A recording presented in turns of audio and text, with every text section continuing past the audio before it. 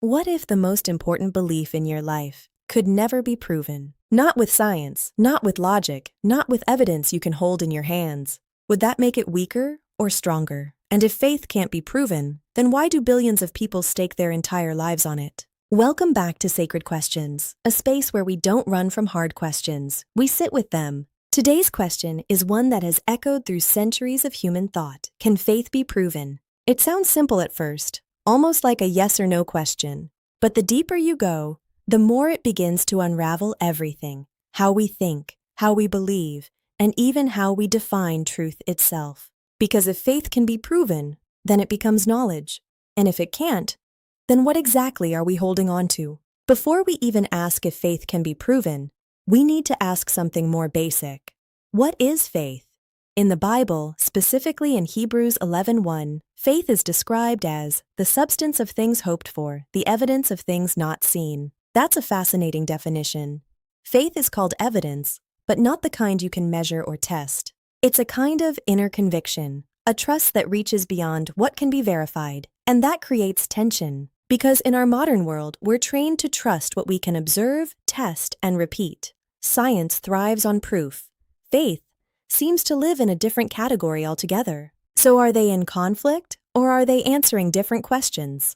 From a scientific standpoint, proof requires evidence, observable, measurable, repeatable evidence. If something can't be tested or falsified, science typically steps back and says, that's outside our scope. So when it comes to God, miracles, or spiritual experiences, science doesn't necessarily say they're false. It simply says, we can't prove them. And for many people, that's enough to reject faith entirely. Because if something can't be proven, can it be trusted?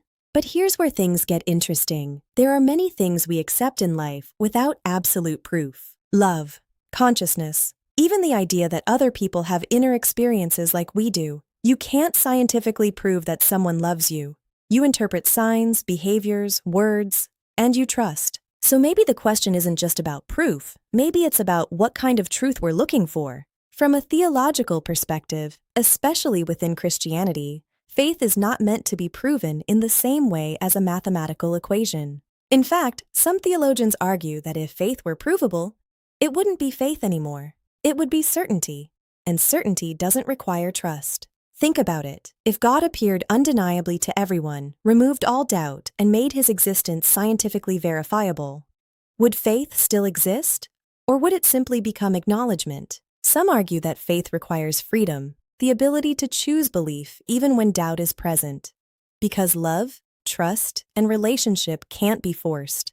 They must be chosen. Philosophers have wrestled with this for centuries. Some, like Blaise Pascal, suggested that faith isn't about proof, but about decision. Pascal's wager famously argues that believing in God is the safer bet, because if God exists, the reward is infinite, and if not, the loss is minimal. Others, like Søren Kierkegaard, took a different approach. He described faith as a leap, not a blind leap, but a step beyond reason.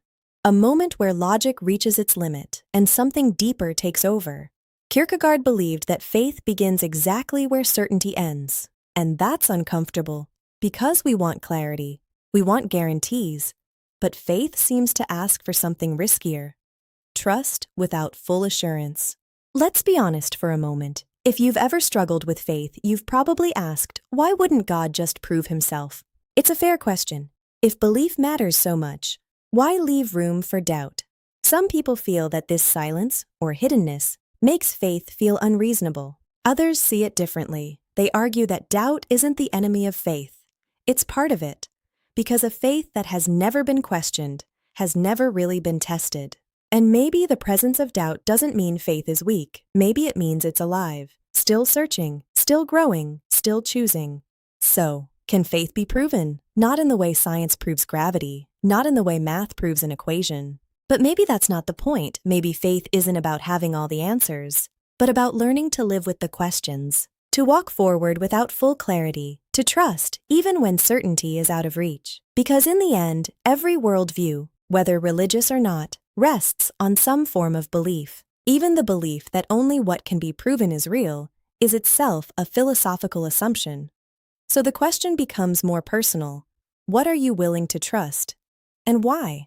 This isn't a question with a simple answer, and maybe it's not supposed to be, but I'd love to hear your thoughts. Do you think faith needs proof, or is it something deeper than that? Drop your perspective in the comments, respectfully, thoughtfully. Let's build a space where questions are welcome. And if you enjoy exploring these kinds of ideas, subscribe to Sacred Questions, because some questions don't have easy answers, but they're still worth asking.